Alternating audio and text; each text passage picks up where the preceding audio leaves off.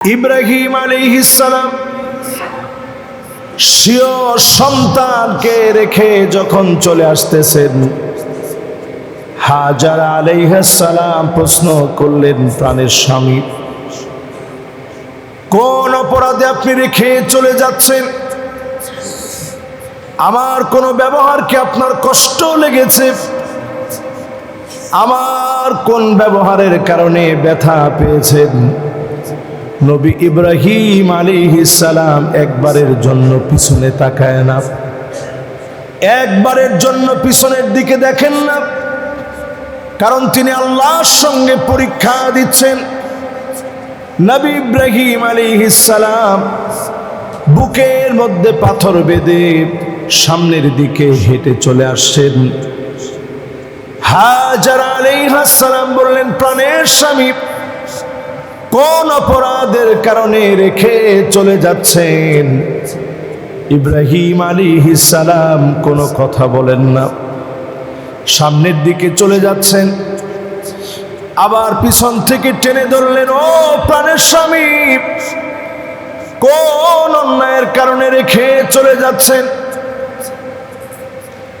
নবী ইব্রাহিম আলাইহিস সালাম কোনো কথা বলেন না, সামনের দিকে চলে যাচ্ছেন। সেই মুহূর্তে হাজারা আলাইহিস সালাম প্রশ্ন করলেন, আল্লাহু আমারাকা ইয়া ইব্রাহিম, ও নবী ইব্রাহিম, আল্লাহ কি আপনাকে অর্ডার করেছে রেখে চলে যেতে? ইব্রাহিম আলাইহিস সালাম না করতে পারেন নাই। তিনি মাথা নাড়িয়ে সাই দিয়ে বললেন, আল্লাহ আমাকে অর্ডার করেছে রেখে চলে যেতে। আল্লাহর অর্ডারের কারণে সন্তানের মায়া ভুলে গেল মুহূর্তের ভিতরে, স্ত্রীর মায়া ভুলে গেল মুহূর্তের ভিতরে।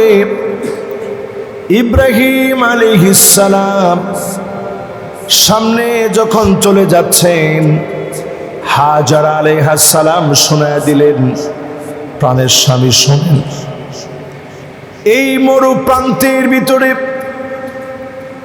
ধুধু মরুভূমি, কেউ নাই, পাথর বেষ্টিত এই মরু প্রান্তের ভিতরে স্বামী তার স্ত্রীকে রেখে চলে যেতে পারে, স্ত্রী তার স্বামীকে ফেলে থাকতে পারে, সন্তান তার মাকে ভুলে যেতে পারে। যদি আমার আল্লাহ অর্ডার করে থাকে, ইযান লা ইউযাইউনি আল্লাহ,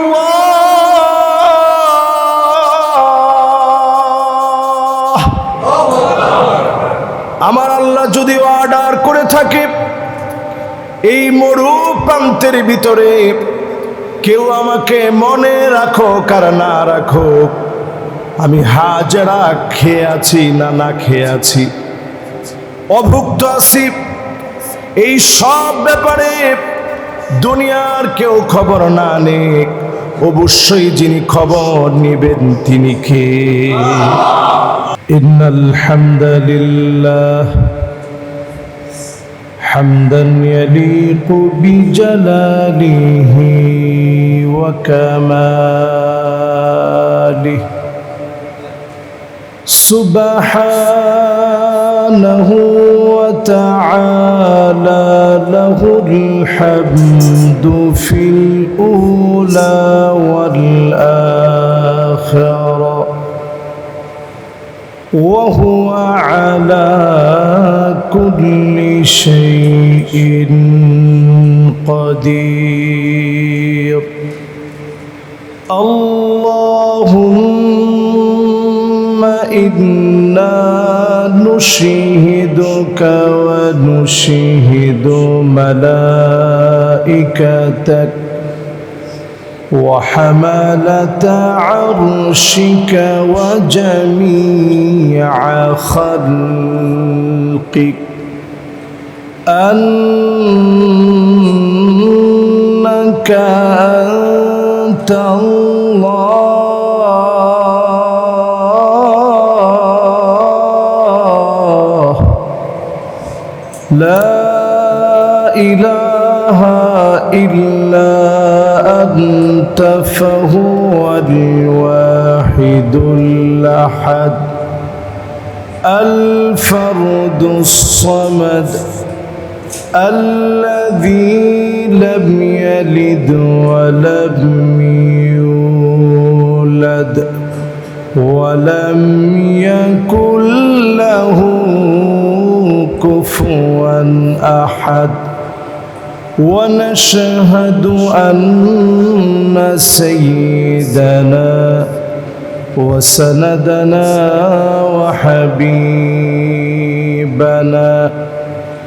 وحبيب ربنا وطبيبنا وطبيب قلوبنا محمد صلى الله عليه وعلى آله وأصحابه وبارك وسلم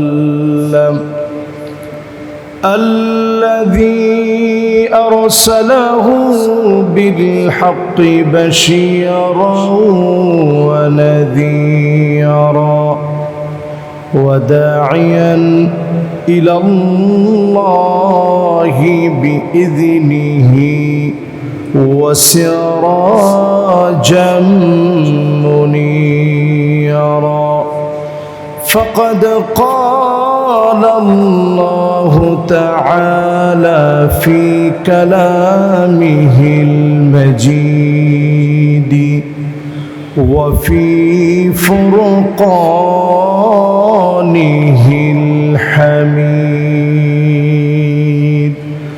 সবাই পড়ি আউযু বিল্লাহি মিনাশ শাইতানির রাজীম বিসমিল্লাহির রহমানির রহিম فكيف إذا جئنا من كل أمة بشهيد وجئنا بك على هؤلاء شهيدا صدق الله العظيم وصدق رسوله النبي الكريم ونحن على ذلك لمن الشاهدين والشاكرين والحمد لله رب العالمين وقال تعالى في شان حبيبه مخبرا وآمرا إن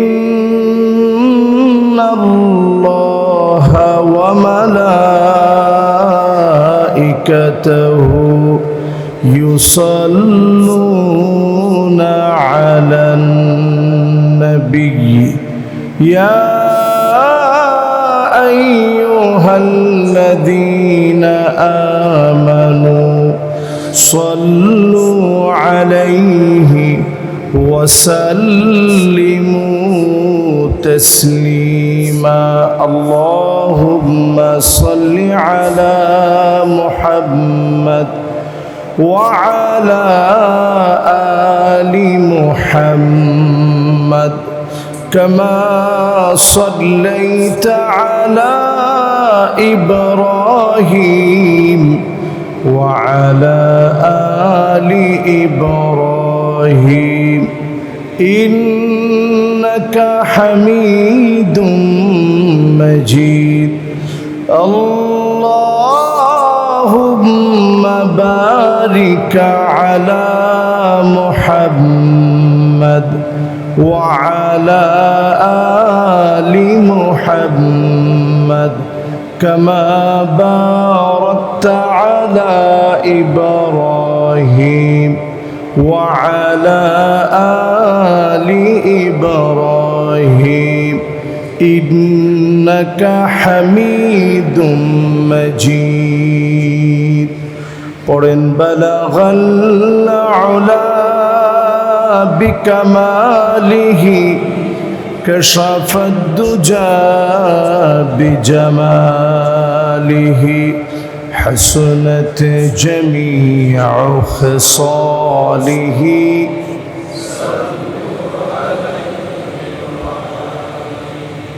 दुर्फिशाने ने तेरी कतरों को दरिया कर दिया दिल को रोशन कर दिया आँखों को बीना कर दिया बलगल उला بكماله كشف الدجى بجماله حسنت جميع خصاله صلوا عليه अगर ना होती फूल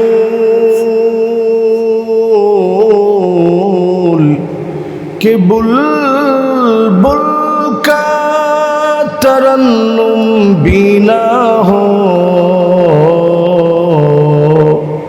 चमन दहार में गलियों का तबस्सुम भी ना हो बलगल उला बिकमालिही कशफ الدجى بجماله حسنت جميع خصاله صلوا عليه وآله আজকের এই মুবারক মুতাবাররক জুমআতে আল্লাহ পাক আমাদেরকে আসার বসার বলার শোনার তৌফিক দান করেছেন।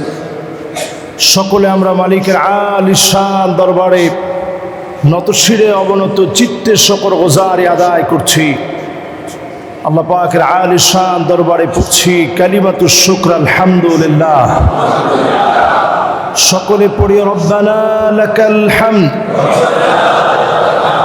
হামদান কাসীরান তাইয়িবান মুবারাকান ফীহি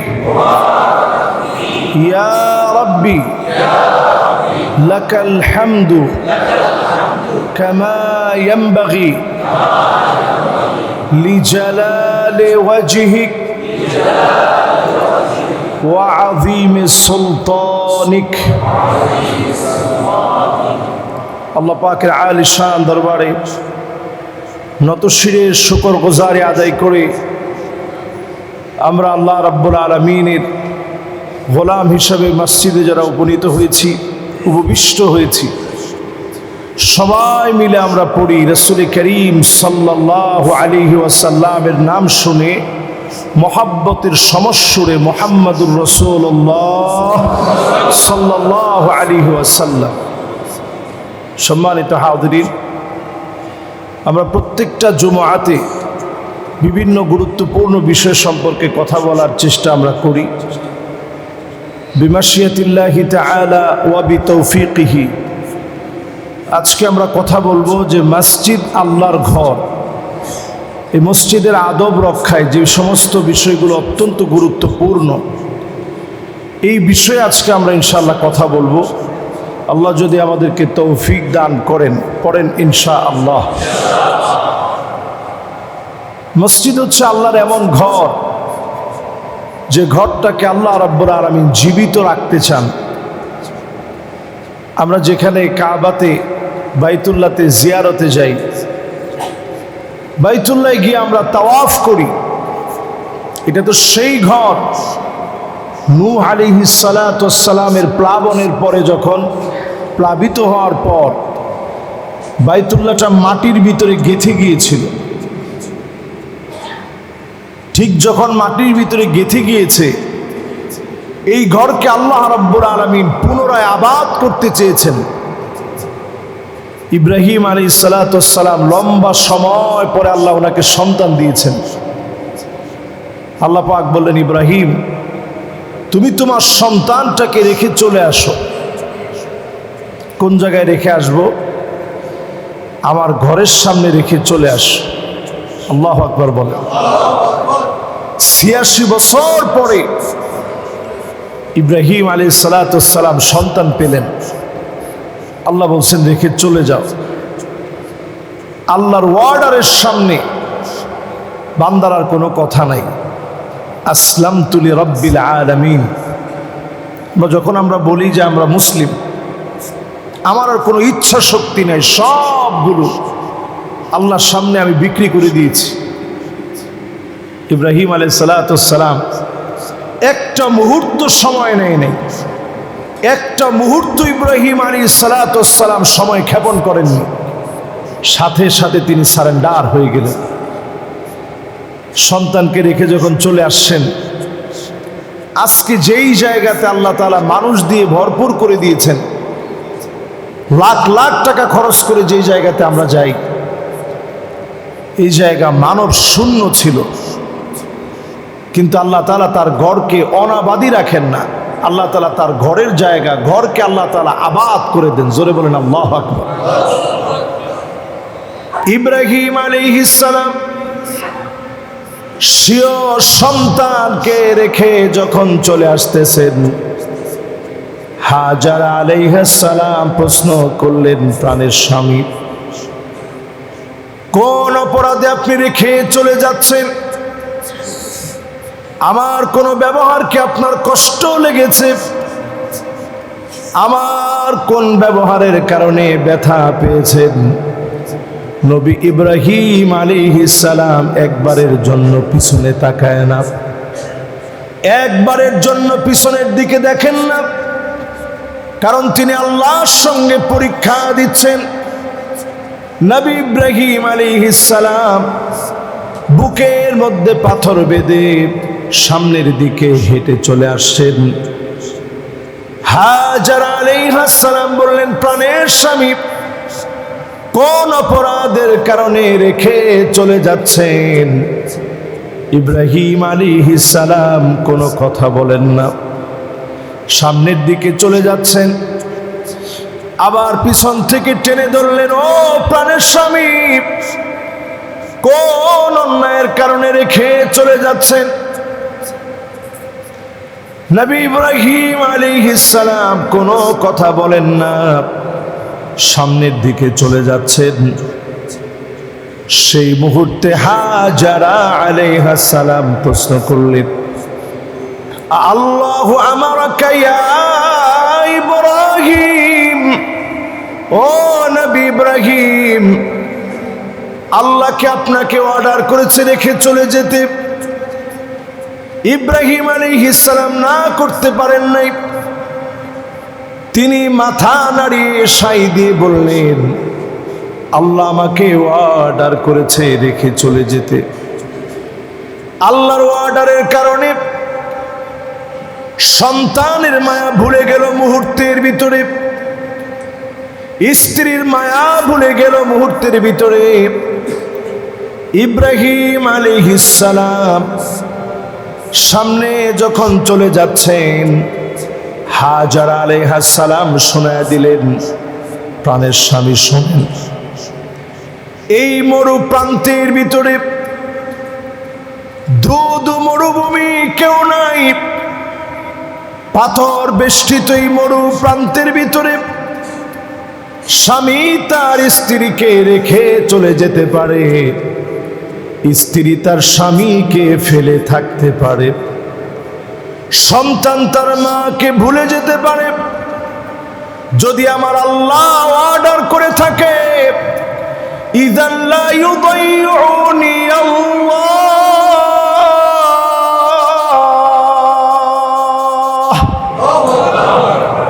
আমার আল্লাহ যদি অর্ডার করে থাকে এই মরু প্রান্তের ভিতরে কেউ আমাকে মনে রাখো কার না রাখো, আমি হাজারা খেয়ে আছি না না খেয়ে আছি, অভুক্ত আছি, এই সব ব্যাপারে দুনিয়ার কেউ খবর না নেক, অবশ্যই যিনি খবর নেবেন তিনি কে? সেই খালি মরু প্রান্তের ভিতরে হাজারা আলাইহিস সালাম একা একটা মহিলা মানুষ, উনাকে উম্মুল আরব বলা হয়, গোটা আরব উনাকে মা বলে। মা কেন মা বলে? কেমন মা ছিলেন একটু চিন্তা করেন। একা একটা মানুষ এই মরু প্রান্তের ভিতরে অবুঝ একটা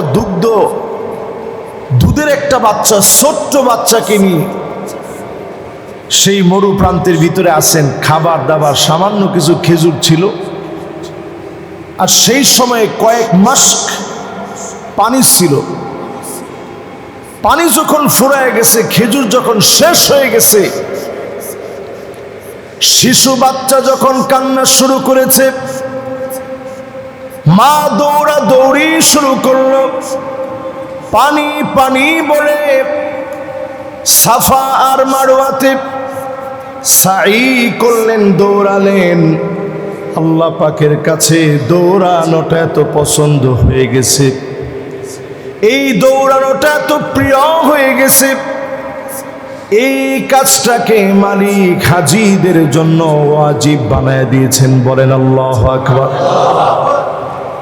কিয়ামত অবধি যত হাজী হজ করতে যাবে, সাফা আর মারওয়াতে সাই করা লাগবে, কারণ আল্লাহর পছন্দের একজন বান্দি পানি পানি বলে দৌড়াইছে আল্লাহর উপরে তাওয়াক্কুল করে, যে আমার শিশু বাচ্চারে দুনিয়ার সবাই ভুলে যেতে পারে, বাপ ভুলে যেতে পারে, মা ভুলে যেতে পারে, কিন্তু এখানে যে আল্লাহর দুইটা, একটা বান্দি আর একটা বান্দা আছে, এটা আমার আল্লাহ ঠিকই ভুলবে না। বলেন আল্লাহু আকবার।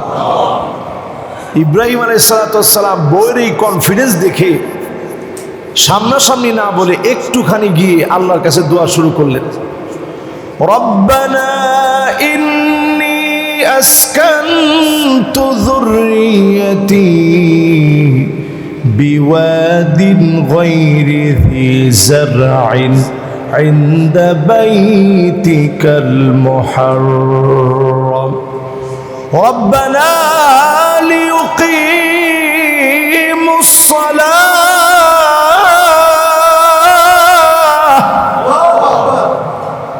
আল্লাহ রাব্বুল আলামিন নবী ইব্রাহিম আলাইহিস সালামের দোয়া এমন ভাবে কবুল করলেন, তিনটা দোয়া করলেন। আওয়াজ করে বলেন কয়টা? এই যে আজকে যে কাবা আপনারা দেখেন, কাবার গিলাফের ভিতরে প্রতিদিন বাংলা টাকায় লক্ষ লক্ষ না কোটি টাকার আতর ব্যবহার করা হয় শুধু কাবার গিলাফে, হাজরে আসওয়াদে, মুলতাজামে, রুকনে ইয়ামানিতে এবং কাবার চৌকাঠের সামনে কোটি টাকার শুধু আতর ব্যবহার করা হয় প্রতিদিন, কোটি টাকার উপরে প্রতিদিন এইভাবে ঢেলে দেয়। যারা আপনারা গেছেন দেখবেন, এই আতরটা আমাদের বাংলাদেশি আতর, সিলেটের দেহনিল উদ আতর যে গাছ আছে, ওই গাছ থেকে সংগ্রহ করা কাঠগুলোকে ভিজিয়ে আল্লাহ তাআলার একটা মেহেরবানিতে এই আতরগুলো চলে যায় কাবাতে। আরবের কাছে এটা খুবই প্রিয় আতর, উদ নামক আতরটা সেখানে সার্বক্ষণিক দেওয়া হয়। বলার উদ্দেশ্য হচ্ছে এই, যে ঘরটা আজকে আপনি এরকম দেখতেছেন, এটা কত বড় ত্যাগ আর কোরবানির পরে এই জায়গায় আসছে, একটাবার চিন্তা করেন।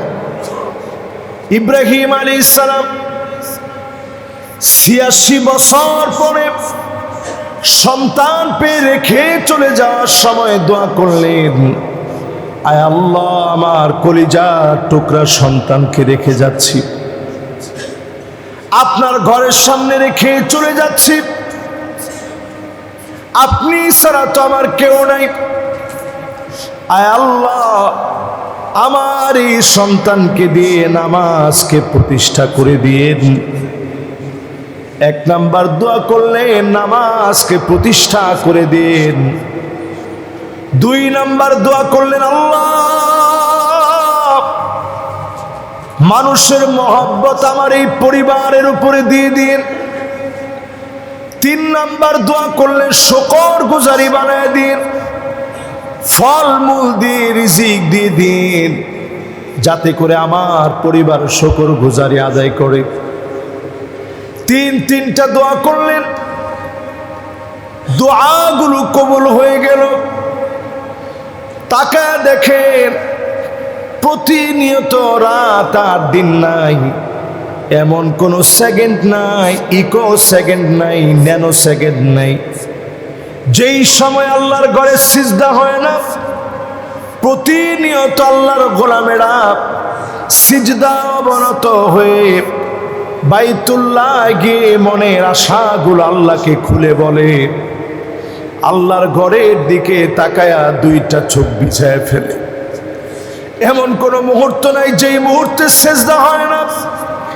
এত দামি আল্লাহ বানায় দিলেন, প্রত্যেক মুহূর্তে সিজদার জায়গা হয়ে গেল। সারাক্ষণ সার্বক্ষণিক সিজদা চলতেছে। পৃথিবীর পূর্ব পশ্চিম উত্তর দক্ষিণ সারা দুনিয়া কাবার দিকে ফিরে নামাজ পড়তেছে। আমার এইখানে যখন ফজরের নামাজ, অন্য জায়গায় হয়তো অন্য নামাজ চলতেছে, সারা দুনিয়ার ভিতরে সিজদা চলতেছে। আল্লাহর এই ঘরটাকে সার্বক্ষণিক যিনি পুনরুজ্জীবিত করে দিলেন তিনি কে?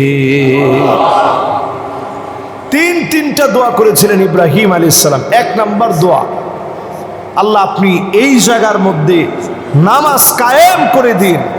আচ্ছা বলেন তো নামাজ কায়েম হয়েছে? সুবহানাল্লাহ। তাহলে দোয়া বাকি আছে আর কয়টা? আর দুইটা দোয়া বাকি। ইব্রাহিম আলাইহিস সালাম 2 নাম্বার দোয়া করলেন, আয় আল্লাহ আমার পরিবারকে একা একা ফেলে চলে গেলাম, এই পরিবারের সঙ্গে মানুষের মহব্বত দিয়ে দিন। আল্লাহ সেই মহব্বতকে কিভাবে প্রতিষ্ঠিত করলেন একটু চিন্তা করেন। আল্লাহ রাব্বুল আলামিন ইব্রাহিম আলাইহিস সালামের এই পরিবার, সেই পরিবার যখন কাবার চত্বরে আছে, প্রথমে আল্লাহ দিলেন জমজমের পানি। জমজম এই নামটাও আসছে হাজারা আলাইহাস সালামের জবান থেকে। বলেন আল্লাহু আকবার। উনি যখন দৌড়াইতেছে পানি পানি বলে, আয়েশা দেখে বাচ্চার পায়ের নিচ থেকে পানি উঠতেছে। উনি ওনার হাত দিয়ে পানি আটকায় বললেন, জম জম, মানে পানি থাম, সামনের দিকে আর যেও না। নবীজি বলেন, যদি ওই দিন হাজারা আলাইহাস সালাম জমজম না বলতো, পানি যে কোন পর্যন্ত যেত, আরো প্লাবিত হয়ে যেত। কারণ একজন বান্দি আল্লাহর উপরে এত তাওয়াক্কুল করছে, খোলা মরু প্রান্তের ভিতরে সবাই ভুলে যেতে পারে, আমার আল্লাহ আমাকে ভুলবেন। আল্লাহু আকবার।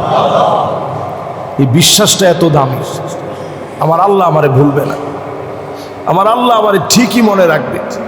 এই বিশ্বাসটা আল্লাহর উপরে এত দামি, আল্লাহর কাছে এত ভালো লেগে গেছে। আল্লাহ এমন পানির উৎস দিয়েছেন,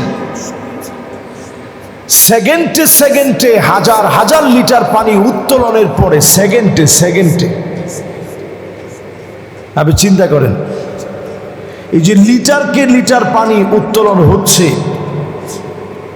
আজ অবধি কোনোদিন কোনো খরা দেখা দেয় নাই। হাজার হাজার বছর ধরে পানি উঠতেছে। সায়েন্টিস্টরা এই একটা জায়গায় অবাক হয়ে যায় যে পানির লেয়ারটা আসলে কোথায়, এর গভীরতা কোথায়। তো তারা অবাক হয়ে যায়, এই পানি উঠেছে, একটু লেয়ারটা নিচের দিকে নেমে গেছে, আবার লেয়ারটা পুরা হয়ে গেছে। সুবহানাল্লাহ। এই পানি নিয়ে গবেষণা করে দেখেছে খাদ্যের যে উপাদান, আমিষ বলেন, শর্করা বলেন, প্রোটিন বলেন, ভিটামিন বলেন, সকল রকমের উপাদান আল্লাহ রাব্বুল আলামিন জমজমের পানির ভিতরে দিয়ে রেখেছে। সুবহানাল্লাহ। এটা তাআমু তুমিন, জমজমের পানি খালি পানি না, আমি নিজে সাক্ষী। এখানে অসংখ্য হাজী সাহেবরা আছেন এবং যারা উমরা করছেন এরকম অনেক সাক্ষী আছেন। আমি নিজে একদিন শুধু এটা ট্রাই করার জন্য যে আজও কি জমজমের পানি খেয়ে থাকা যায় কিনা একটু দেখি, শুধু জমজমের পানি খেয়ে লম্বা সময় আমি ছিলাম। আমার পেটে আমি কোনো ক্ষুধা অনুভব করি নাই। আমার কাছে মনে হয়েছে আমি খাবার খেলে যেভাবে আমার ভিতরে একটা ফিটনেস আসে, শারীরিক সক্ষমতা এবং শক্তি তৈরি হয়, জমজমের পানি খাওয়ার পরে আল্লাহ তাআলা এইরকম একটা সক্ষমতা, শারীরিক শক্তি দান করে। বলেন আল্লাহু আকবার। এবং কত রোগের যে উপকার, এটার কোনো শেষ নেই। জমজমের পানি এমন পানি, মা ও জমজম লিমা শুরিবা বিহি, জমজমের পানি আপনি যে জন্য খাবেন ওই আশা আল্লাহ তাআলা চাইলে পুরা হয়ে যাবে। সুবহানাল্লাহ। তাহলে ইব্রাহিম আলাইহিস সালাম দোয়া করছেন কয়টা? 3 দোয়ার প্রথম দোয়া, আল্লাহ আপনি আমার এই পরিবারকে দিয়ে এই ঘরের ভিতরে নামাজকে কায়েম করে দেন, দোয়া কবুল। 2 নাম্বার দোয়া করছেন মানুষের ভালোবাসা আমার এই পরিবারের প্রতি আল্লাহ আপনি বাড়ায় দেন। এই দোয়া আল্লাহ কেমনে কবুল করছে আজকের দিন পর্যন্ত একটু হিস্ট্রি গাইটা দেখেন। আমি অবাক হয়ে যাই, যেখানে কোনো মানুষ নাই ওই পানি পাওয়ার কারণে আরবের একটা গোত্র নাম ছিল জারহুম। বলেন কি নাম? এই জারহুম নামক গোত্র পাশ দিয়ে যাচ্ছিল, এরা মরুভূমিতে ব্যবসা করার জন্য আসছে। তারা দেখতেছে একটা জায়গায় পাখি খুব কিচিরমিচির করতেছে, তাদের বুঝতে আর বাকি নেই যেই জায়গায় পানি কিচিরমিচির করতেছে মরুভূমিতে, এই জায়গায় আল্লাহ কোনো না কোনো পানির একটা উৎস আল্লাহ তাআলা দিয়ে দিছে। গিয়ে দেখে ঠিকই ফুটফুটে একটা বাচ্চার পাশে আল্লাহ তাআলা একটা প্রস্রবণ জারি করে দিয়ে পানির ব্যবস্থা আল্লাহ তাআলা করে দিয়েছে। সুবহানাল্লাহ। জারহুম গোত্র বলছে যে আমরা কি তোমাদের এখানে একটু থাকতে পারি? তো সেই মুহূর্তে হাজর আলাইহিস সালাম বললেন যে হ্যাঁ তোমরা থাকতে পারো, তবে এই পানির কোনো ক্ষতি করা যাবে না। আল্লাহ তাআলা ঠিকই তাদেরকে সেখানে রেখে ইসমাঈল আলাইহিস সালাতু ওয়াস সালামকে শুদ্ধ আরবি শিখানোর মধ্য দিয়ে আমার নবী এই বংশ থেকে আসবে, ইসমাঈল আলাইহিস সালামের বংশ থেকে আসবে, এই পরম্পরায় শুদ্ধ আরবি আল্লাহ রাব্বুল আলামিন শিখায় দিলেন। জোরে বলেন আল্লাহু আকবার।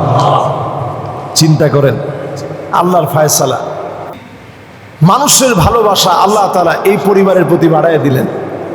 2 নাম্বার দোয়া কবুল। বাকি থাকে দোয়া কয়টা? শেষ দোয়া করলেন আল্লাহ আপনি ফলমূল দিয়ে রিজিক দিয়েন। দেখেন ফলমূল দিয়ে কি পরিমাণ রিজিক। বাংলাদেশে আমরা কয়টা ফল দেখছি? আমাদের দেশে, এই দেশের ভিতরে ফলের তো অভাব নাই, কিন্তু আরব দেশে আপনি গিয়ে দেখেন, যেমন কা কা নামে একটা ফল আছে, টমেটোর মতো দেখতে। কে কে দেখছেন? একজনও নাই? মাশাআল্লাহ, 1 2 জন। মাশাআল্লাহ, কাকা দেখছেন না টমেটোর মতো? যারা উমরায় গেছেন সবাই তো দেখার কথা। এটা আলহামদুলিল্লাহ আরব দেশে খুব চলে, আলহামদুলিল্লাহ অনেকে দেখছে, আমাদের আসিফ ভাই দেখছে, আরো অনেকে দেখছে। তো এই যে একটা ফল, এই ফলটা আমরা বাংলাদেশে তেমন দেখি নেই। সাম্মাম নামে একটা ফল আছে, বাঙ্গির মতো, কিন্তু এটা স্বাদই ভিন্ন রকম। এরপরে সেখানে বিভিন্ন কুম্বাসারা নামে একটা ফল আছে, যেটা আমরা বাংলাদেশে সচরাচর দেখিনি। এরকম অসংখ্য ফল আছে যেগুলো বাংলাদেশে আমি দেখিনি, কিন্তু সেই জায়গাতে আপনি গেলে দেখবেন ফলের কোনো অভাব নেই। ইব্রাহিম আলাইহিস সালাম দোয়া করছে আল্লাহ আপনি আমার পরিবারে ফলমূল দিয়ে রিজিক দিয়েন। আল্লাহু আকবার। পাথর আর পাথর চতুর্দিকে, এখানে ফল আসে কোত্থেকে? আল্লাহ তাআলা সেই যুগ থেকে নিয়ে আজ অবধি ঠিকই তাদেরকে ফলমূল খাইয়ে আল্লাহ তাআলা বাঁচিয়ে রেখেছেন। আল্লাহ তাআলা তাদেরকে ফলমূলের কোনো অভাব দেন নেই। 3টা দোয়া সব আল্লাহর কাছে কবুল হয়ে গেছে। এই জন্য মসজিদ এমন জায়গা, মসজিদ আল্লাহর এমন ঘর, এই ঘরকে কেন্দ্র করে আপনি যদি ইখলাসের সাথে কাজ করেন, আপনাকে যিনি কবুল করে নেবেন তিনি কে? আলহামদুলিল্লাহ, সুম্মা আলহামদুলিল্লাহ। আল্লাহর অসংখ্য মেহেরবানি, আমরা যারা সলাতুল জুমাতে আসছি, আগে ভাগে আমি অনেক মুসল্লিদেরকে পাই যারা এসে 11টা থেকে এখানে বসে থাকেন। শুধু 11টা থেকে এসে বসে থাকেন এমন না, ঢাকার বিভিন্ন প্রান্ত থেকে এখানে এসে আপনারা আগে ভাগে বসেন। সওয়াবটা কেমন? এক একটা পা আপনি যেখান থেকে দিয়েছেন, 1 বছর এক একটা পায়ের জন্য দাঁড়ায় থেকে তাহাজ্জুদ পড়লে যেমন সওয়াব হবে, দিনের বেলায় রোজা রাখলে, নফল রোজা টানা 1 বছর রাখলে যেমন সওয়াব হবে, এক একটা পায়ের বিনিময়ে সম পরিমাণ সওয়াব বান্দার আমলনামায় আল্লাহ উঠায় দিয়েছে। সুবহানাল্লাহ। তাহলে চিন্তা করেন মসজিদ কেমন জায়গা। এই জায়গাতে যারা আসে আল্লাহ তাদেরকে এত দামি বানায় দেন। আপনি আস্তে আস্তে আল্লাহর কাছে কত কিছু বলছেন, আল্লাহ আপনি তো আমার মালিক। আস্তে আস্তে মনের ভিতরে কত দোয়া মনের ভিতরে আসছে, আল্লাহ আমার এটা যদি আপনি দিতেন। আমি প্রতিনিয়ত চিন্তা করি, এই যে যারা যারা আসছেন সবার মনের ভিতরে কত দোয়া আছে। ফাহুয়া হাজ্জুহু, নবীজি বলছেন যে যে নিয়ত করে মসজিদে আসে, আসার সময় যে দোয়াগুলো করে আল্লাহ পাক দোয়াগুলা কবুল করে নেয়। সুবহানাল্লাহ। এই জন্য মসজিদে যখনই আমরা আসি, মসজিদে আসছে আল্লাহর ঘরে, মেহমান হয়েছে আমার মালিকের, এই নিয়ত নিয়ে যখন আপনি আসবেন, আপনি আল্লাহর কাছে প্রতিনিয়ত দামি হবেন, প্রতিনিয়ত দামি হবেন, প্রতিনিয়ত দামি হবেন। ওয়াসজুদ ওয়াক্তারিব, এসে যখন সিজদা দিবেন আল্লাহর কাছে এত দামি হয়ে যাবেন। আকরাবু মা ইয়াকুনুল আবদু মির রাব্বিহি ওয়া হুয়া সাজিদুন ফাআকসিরুদ দুআ। আপনি যখন মসজিদের ভিতরে সিজদা অবনত হবেন, আল্লাহর কাছে মন থেকে বলবেন, আয় আল্লাহ আমার এটা লাগবে। নফল নামাজের সময় মনের ভিতরে ভিতরে বলবেন, মুখে বলা লাগবে না, অন্তরের ভিতরে আসতে দেরি হবে। যিনি কবুল করতে দেরি করবেন না তিনি কে? সম্মানিত প্রাণ প্রিয় মুসল্লিয়ান কেরাম, যারা আমার সামনে এই মুহূর্তে বসছেন, আমাদের কি কি দোয়া আছে জীবনে, আর রসুলের জীবনে কি কি দোয়া ছিল। জীবনে কোনোদিন আল্লাহর কাছে অভিযোগ করে নাই যে আল্লাহ আপনি আমারে ভালো খাওয়ান নাই কেন।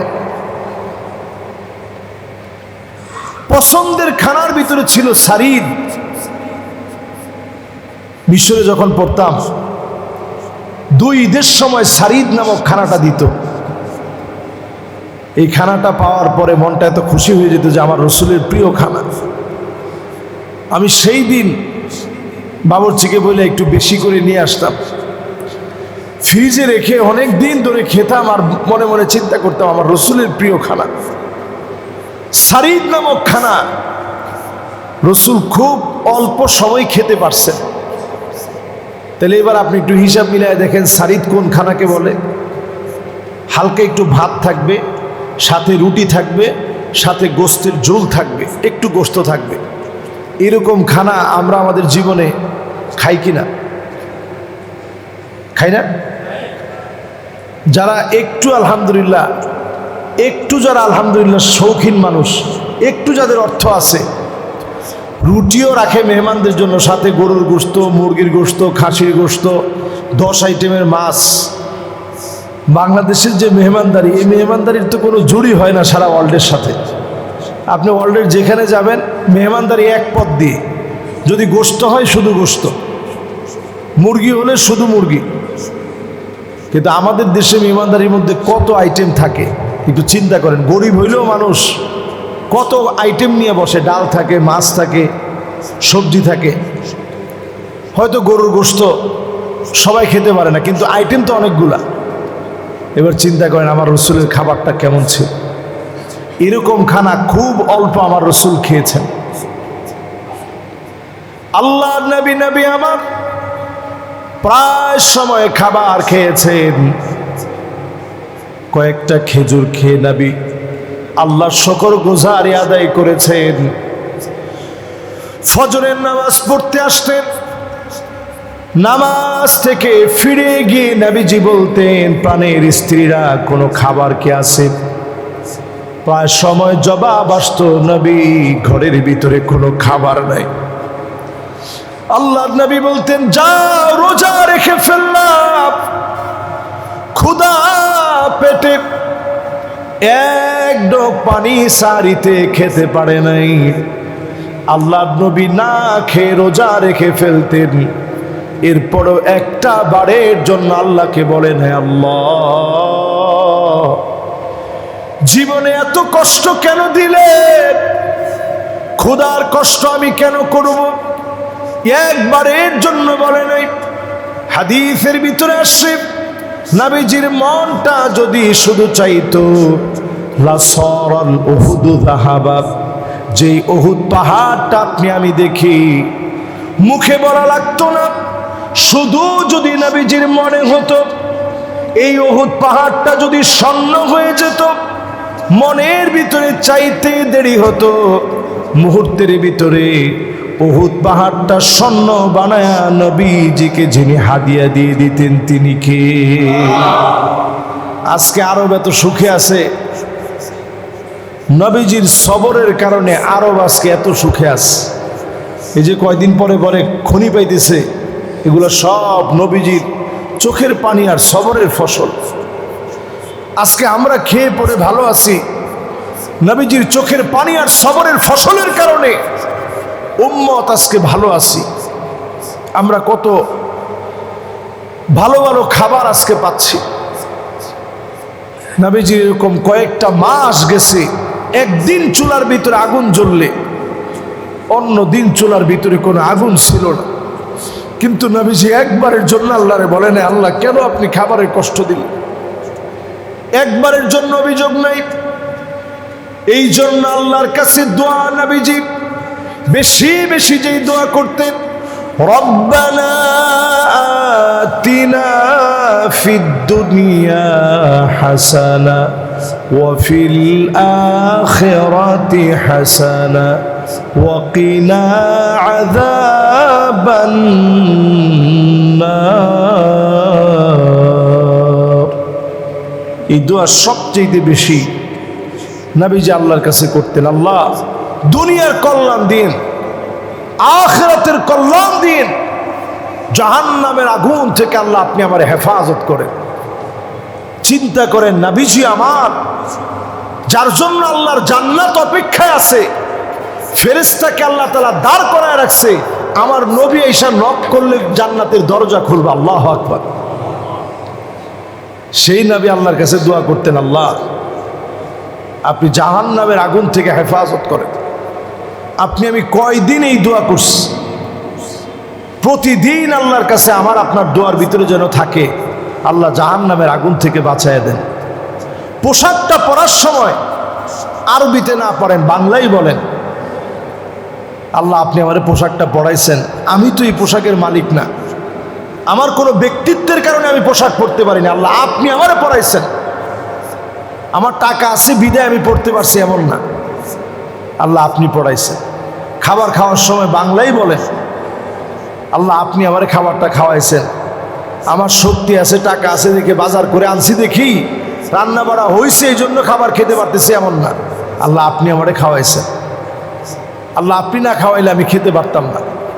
দোয়া যদি এইভাবে আল্লাহর কাছে আমরা করতে পারি, আল্লাহ তাআলা এই দোয়াগুলো কবুল করবে। সম্মানিত মুসল্লিয়ানে কেরাম, মসজিদ যেহেতু আল্লাহর ঘর, এই মসজিদ রক্ষার দায়িত্ব আমার আপনার সকলের। বলেন, মসজিদ রক্ষার দায়িত্ব সবার। আমি মসজিদে খুবই নতুন মানুষ, একেবারেই নগণ্য নতুন সাধারণ একজন মানুষ। অল্প সময়ে মসজিদে আমি আপনাদের সঙ্গে কথা বলি, আপনাদের সঙ্গে আমার পরিচয় ভালোবাসা। এই মসজিদ ঢাকার বুকে ঐতিহ্যবাহী একটি মসজিদ। 1932 সনে দিলু ব্যাপারী রহমতুল্লাহ আলাইহি 11 বিঘার বিশাল জমি তিনি দান করেছিলেন মসজিদের জন্যে, যেটা 1932 সনে ওয়াকফ হয়েছে। দান করছেন এরও আগে, তাহলে 1932 থেকে 2025 পর্যন্ত কত বছর হয়?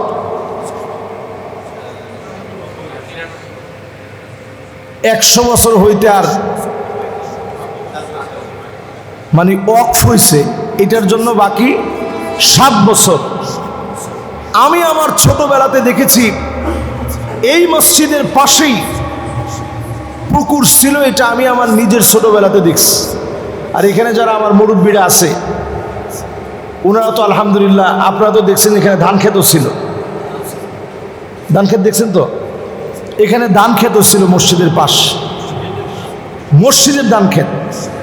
এবং শেখ দিনু ব্যাপারী তিনি একটা ওসিয়ত করে গেছেন, এই ধান ক্ষেতের ধান বিক্রি করে এবং পুকুরের মাছগুলো বিক্রি করে এখানের যিনি খতিব হবেন, ইমাম হবেন, মুয়াজ্জিন হবেন, খাদেম হবেন, ওনাদের বেতন যেন এখান থেকে দেওয়া হয়।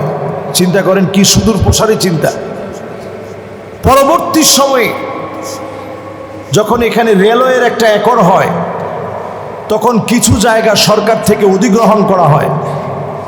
সেই অধিগ্রহণের পরে সর্বশেষ হাতিরঝিল প্রকল্পের জন্যে আরেকটা বার এই মসজিদের জমি সরকার কর্তৃক একোয়ার করা হয়, তার একটা টাকা মসজিদকে বুঝিয়ে দেয়। এটা সরকার কর্তৃক সিদ্ধান্ত নিছে, এই ব্যাপারে আমাদের কোনো কথা নেই। কিন্তু এর পরেও এসিল্যান্ডের কাছে যখন আমরা দরখাস্ত করেছি যে বাকি আর কতটুকুন জমি আছে আপনারা বুঝাইয়া দেন, সরকারি দপ্তর কর্তৃক 24 কাঠা জমি আমাদেরকে বুঝিয়ে দেওয়ার পরেও আমরা সেই জায়গা এখনো মসজিদ ব্যবহার করতে পারছি না, এখনো সেই জায়গা আমরা যেতে পারছি না। ওই জায়গাটা নানা সলা কৌশলে সেই সময়ের যিনি ডাইরেক্টর ছিলেন হাতিরঝিল প্রকল্পের মেজর শাকিল, উনি বললেন এই জায়গাটা যেহেতু খালি আছে, পড়া আছে, আমাদেরকে কয়েকটা দিন ব্যবহারের জন্য দেন, যারা এখানে নির্মাণ কাজ করবে ওনারা এই জায়গার মধ্যে থাকবে, এরপরে নির্মাণ কাজ শেষ হয়ে গেলে চলে যাবে। নির্মাণ কাজ শেষ হয়ে গেল, আমরা আরেকটা বার ওনার কাছে অ্যাপ্লাই করেছি। সকল ডকুমেন্টগুলো দেখার কারণেই আমি আজকে জুমাতে আপনাদেরকে সচেতন করার জন্য কথাগুলো বলছি। আপনাদের অসুবিধা নাই তো? এই মসজিদটা তো শুধু আমার না, এই মসজিদটা কার? আজকে আমি এটা নিয়ে আলোচনা করতে চাইছি। মসজিদটা কিন্তু আমার না, মসজিদটা কোনো কমিটির না, মসজিদটা কার? মসজিদটা আল্লাহর ঘর। আল্লাহর ঘরের জন্যে আমার আপনার যদি জীবন চলে যায়, এই জীবন চলে যাওয়া আমি আপনি মনে করি শাহাদাতের তামান্না নিয়ে আমরা প্রয়োজনে শহীদ হয়ে যাব, আল্লাহর ঘরের ক্ষতি হতে আমরা দেব না। আমার সাথে কি আপনারা একমত? যদি আমার সঙ্গে আপনারা একমত হয়ে থাকেন, মসজিদের জায়গা 24 কাঠা জায়গা, বাংলাদেশের ঐতিহ্যবাহী মসজিদ, 1932 সনের মসজিদ, এই মসজিদের 24 কাঠা জায়গা নানা সলা কৌশলে মেজর শাকির সহ ওই সময় আমাদের সঙ্গে কমিটির লোকজন গিয়েছে, বারবার নানাভাবে বুঝিয়ে শুনিয়ে এই জায়গা তারা আমাদেরকে বুঝাই দেয় নাই, যেটা এসিল্যান্ড আমাদেরকে আমাদের দুইটা দাগ 4205 এবং 4207, এই দুইটা দাগের জায়গা মসজিদের জায়গা। এখন যেখানে আপনারা 3 সেট দেখছেন মসজিদের পিছনে, এই পুরো জায়গাটা মসজিদের জায়গা, কাগজপত্র সব মসজিদের। এবং আপনারা দেখেছেন বিগত 3-4 দিনে বিভিন্ন নিউজ পেপারে এ বিষয়ে খবর ছেপেছে, নানাভাবে বিভিন্ন সলা কৌশলে করিম গ্রুপ এখানে আছে। এখন তাদের ব্যাপারে আমাদের বক্তব্য পরিষ্কার, এই জায়গা যেহেতু মসজিদের, কমিটিকে বিভিন্নভাবে তখন জায়গা চাইতে গেলে সরকারের ক্ষমতা বলে কমিটিকে হুমকি দিয়েছে প্রাণনাশের।